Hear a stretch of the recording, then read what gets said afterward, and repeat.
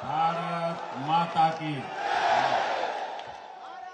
भारत माता की। ஏன் அன்பார்ந்த தமிழ் சகோதர சகோதரிகளே, வணக்கம்। आज कन्याकुमारी से देश के इस दक्षिणी छोर से जो लहर उठी है, ये लहर बहुत दूर तक जाने वाली है।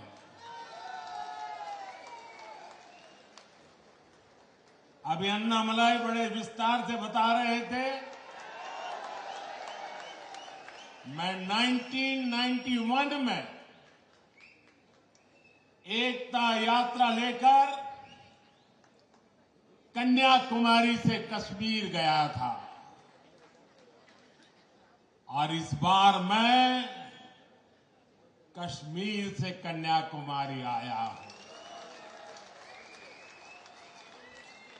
जम्मू कश्मीर के लोगों ने देश को तोड़ने का सपना जो देखते हैं, जम्मू कश्मीर के लोगों ने ऐसे लोगों को नकार दिया है। अब तमिलनाडु के लोग भी ऐसा ही करने जा रहे हैं। साथियों, मैं तमिलनाडु की धरती पर बहुत बड़े परिवर्तन की आहट देख रहा हूं। तमिलनाडु में बीजेपी का प्रदर्शन इस बार डीएमके और कांग्रेस के इंडी अलायंस का सारा घमंड तोड़ करके रख देगा। डीएमके और कांग्रेस का इंडी अलायंस कभी भी तमिलनाडु को विकसित नहीं बना सकता। इन लोगों की हिस्ट्री घोटालों की है। इन लोगों की राजनीति का आधार लोगों को लूटने के लिए सत्ता में आना है। एक तरफ बीजेपी की कल्याणकारी स्कीम होती है, दूसरी तरफ इनके करोड़ों के स्कैम होते हैं। हमने ऑप्टिकल फाइबर और 5G दिया। हमारे नाम पर डिजिटल इंडिया स्कीम है।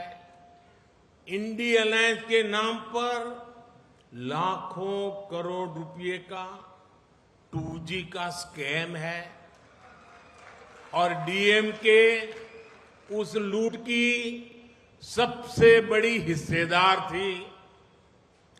बीजेपी ने बड़ी संख्या में एयरपोर्ट बनाए, हमारे नाम पर उड़ान स्कीम है। इंडी अलायंस के नाम देश की सुरक्षा के साथ खिलवाड़ करने वाले हेलीकॉप्टर स्कैम है। हमारी खेलो इंडिया और टॉप स्कीम से देश ने खेलों में ऊंचा मुकाम हासिल किया, लेकिन उनके नाम पर CWG स्कैम का दाग है। हमने खनिज सेक्टर में रिफॉर्म को लागू किया। इंडी अलायंस के नाम पर कॉल स्कैम की कालिख लगी है। ये लिस्ट बहुत लंबी भी है और यही इंडी अलायंस की सच्चाई है। साथियों, कन्याकुमारी ने हमेशा बीजेपी को भरपूर प्यार दिया है और इसलिए यहां की डीएमके कांग्रेस गठबंधन कन्याकुमारी के लोगों को सजा देने का कोई मौका नहीं छोड़ती। आप एक के बाद एक इनकी हरकतें देखिए। 20 साल पहले अटल जी ने नॉर्थ साउथ कॉरिडोर की नींव रखी थी। इस कॉरिडोर के कन्याकुमारी नारिकुलम ब्रिज का काम इन लोगों ने इतने वर्षों तक लटका कर रखा।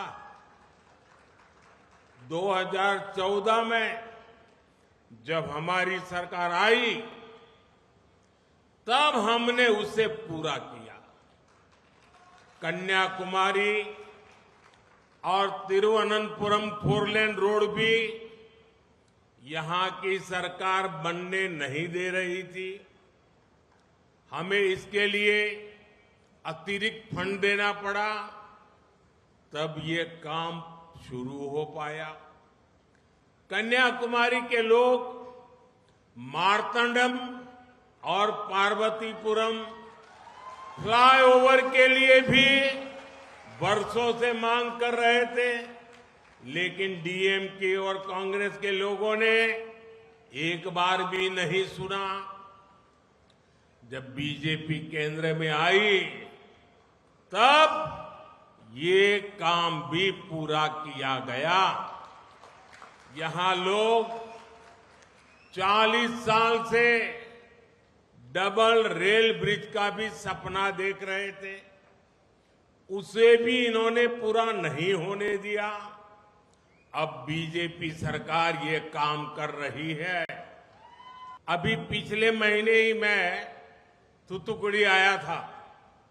वहां मैंने Chidambaranar port outer harbour container terminal का शिलान्यास किया था।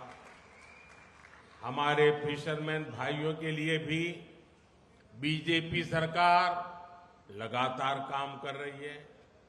चाहे वो आधुनिक फिशिंग बोट के लिए आर्थिक मदद देना हो या फिर उन्हें किसान क्रेडिट कार्ड के दायरे में लाना, आपकी हर चिंता उसका हमने समाधान करने का प्रयास किया है।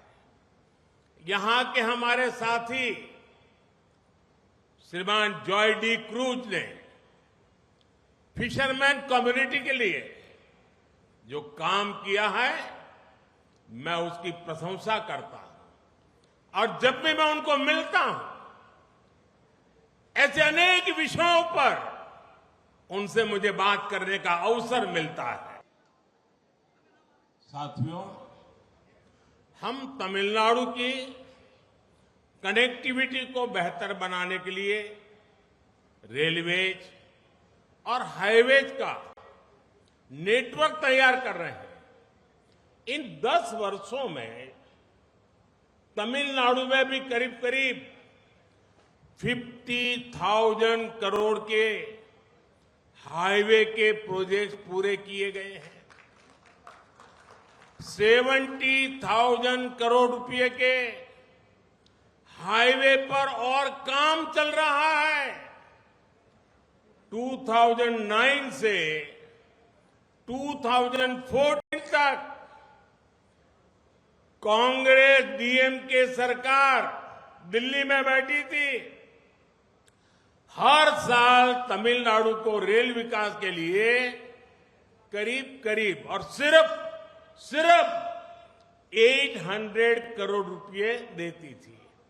बीजेपी सरकार ने इस साल रेलवे इंफ्रास्ट्रक्चर के लिए तमिलनाडु को करीब 6300 करोड़ रुपए दिए हैं।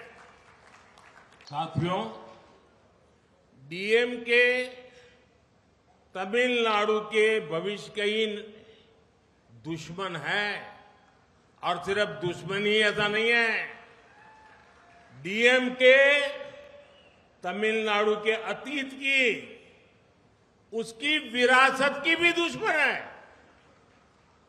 मैं अयोध्या में राम मंदिर प्राण प्रतिष्ठा कार्यक्रम के पहले तमिलनाडु आया था। मैंने यहां के प्राचीन तीर्थों के दर्शन किए थे, लेकिन डीएमके सरकार ने क्या किया? डीएमके ने अयोध्या में प्राण प्रतिष्ठा समारोह को देखने तक पर रोक लगाने का प्रयास किया। सुप्रीम कोर्ट को तमिलनाडु सरकार को कड़ी फटकार लगानी पड़ी थी। आप कल्पना कीजिए कि इनके मन में हमारा देश, हमारी संस्कृति, हमारे महापुरुष, हमारे परंपरा, इन सब बातों के लिए कितनी नफरत है। इतना ही नहीं, जब दिल्ली में संसद की नई इमारत बनी तो तमिल महान परंपरा के प्रतीक इस धरती के आशीर्वाद स्वरूप पवित्र सेंगोल को हमने संसद के नए भवन में स्थापित किया। लेकिन इन लोगों ने, डीएमके वालों ने इसका भी बॉयकॉट किया।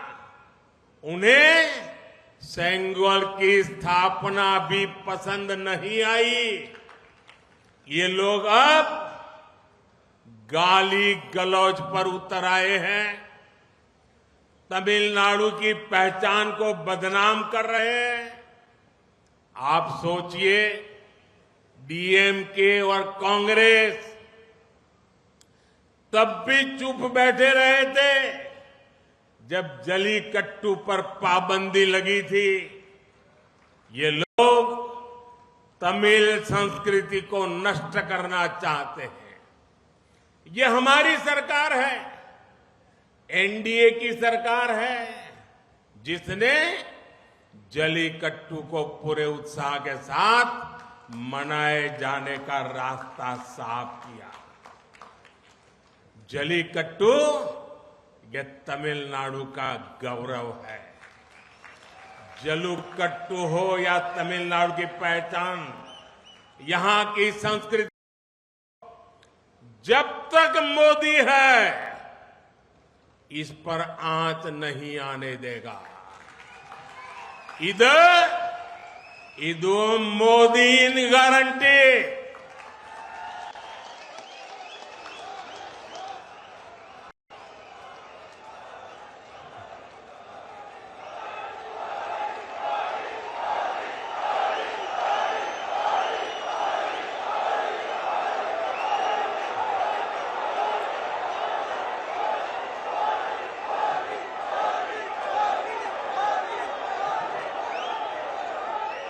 साथियों, ये दिल्ली में बैठे हुए लोगों की नींद खराब हो रही है कि कन्याकुमारी से आवाज उठ रही है।